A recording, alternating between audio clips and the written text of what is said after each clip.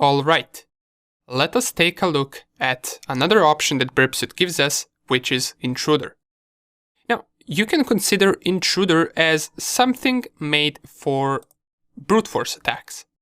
The definition behind it is that it allows us to change anything in the HTTP request and forward it, but it also allows us to change certain parts of HTTP requests by reading stuff from a list. Now, it might sound confusing, but let me show you what I mean. Make sure that intercept is turned off, make sure that you have the OWASP virtual machine started, and let's visit our DVWA login page. It will lead us to this page, and we should be able to find it under the target tab and right here. So here it is. As we can see, this is the GET request that searched for /dvwa/login.php, which is the exact link right here. Now, we can send this request straight from here to the intruder by right-clicking on it and clicking Send to Intruder. And as usual, you will see this Intruder tab light up. It will become orange. Go to it, and this is pretty much all we get. Now, it might seem nothing at the beginning, but we do have 4 different tabs for this request. So once we switch to the Positions tab, here we can see our HTTP request.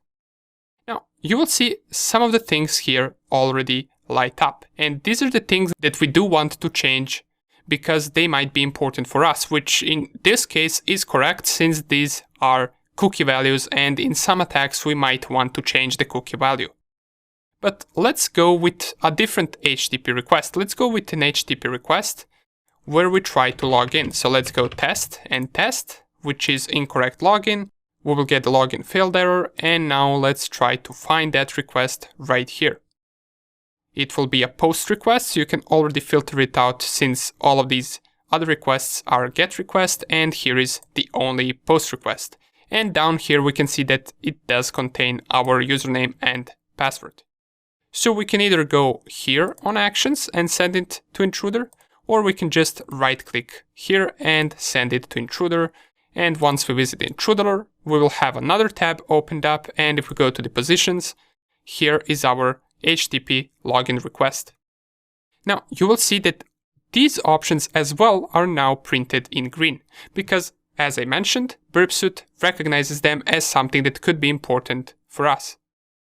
Now, what I usually like to do is I like to clear out all of these other options, and this will remove any green print that Burpsuite gives by default.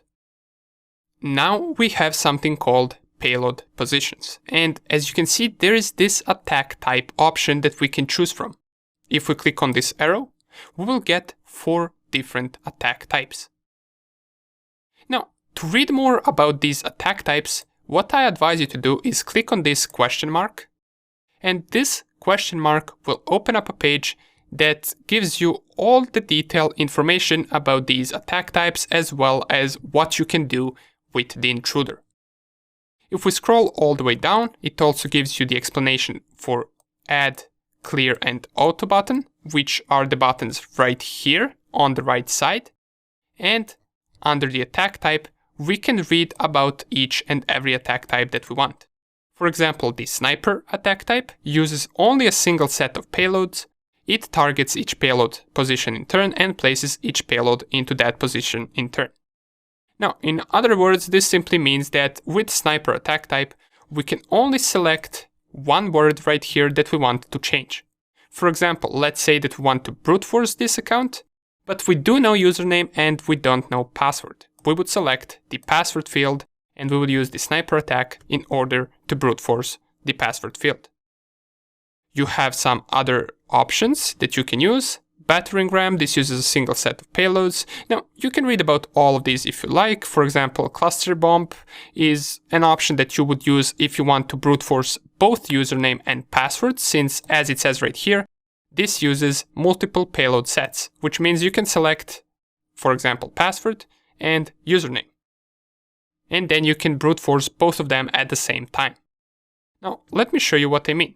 For example, let's say that we do know the username, which is admin, but we don't know the password, and we just set it to be test.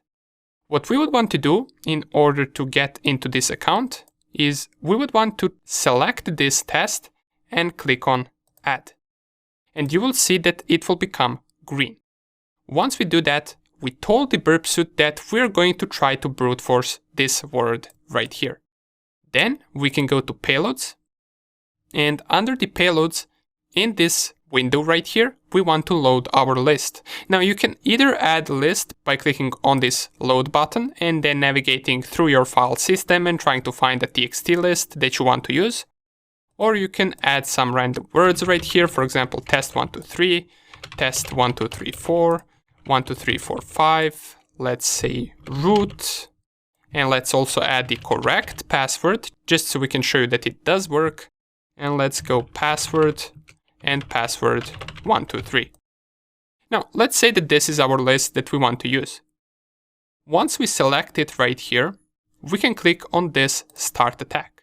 It will give us this error, which we want to click on OK, and it will start our attack. And what Intruder will do is it will send an HTTP request with changed password, and it will change password with these items that we specified in our list.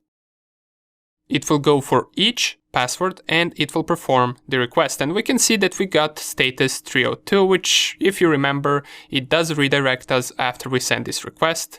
But what you can do is you can, for example, select the incorrect password. Now, in this case, we do know what incorrect and what correct password is, so we can just select the incorrect one, and we can right-click on it and click on Request in Browser. Or we can also choose Show Response in Browser. If we click on that, it will give us a link that we want to copy. We can copy that link, go right here and paste it. We get login failed printed a couple of times, and we do get correct login right here. Now, this is a bug because we only requested one password, but it does give us that one of these 8 passwords from our list did work and we did manage to log in. Since we already know which one it is, let's go to this option, select the correct password, which is admin, and show response in browser, copy the link. We can close this for now and we can go to that link. And here it is. Once we selected the HTTP request where the password was admin, now it logs us in because that was the correct password. How awesome is that? So we performed a small brute force attack right here. Now, this is not that practical, and we're going to talk about that more once we get to the brute forcing part of the course. For now on, we just took a look at a very simple brute force attack. Now, we're going to take a look at how we can deal with the problem once it redirects, because we don't really want to go and visit every single request for every single password just to see whether we managed to log in or no. We want another way that we can check out which password is correct much faster, right? Well, we will talk about that in the brute force part of the course. For now on, we checked out the option called Intruder, and there are many other options that Burpsuite allows us to use. However, we're going to check most of them out throughout the course. We just covered the basics of Burpsuite right now so we can get familiar with it. And if there is something that you didn't quite get or didn't quite understand, don't worry, we will practice it a lot throughout the course. For now on, it's just important that you do know how to navigate through Burpsuite, you do know what target tab is, you do know what proxy tab is, you do know how to intercept certain requests and how to remove the intercept. All of that is important. However, more advanced stuff we're going to cover throughout the course. Now we are fully ready, and in the next lecture, we're going to start off with our first vulnerability, which will be HTML injection. See you there.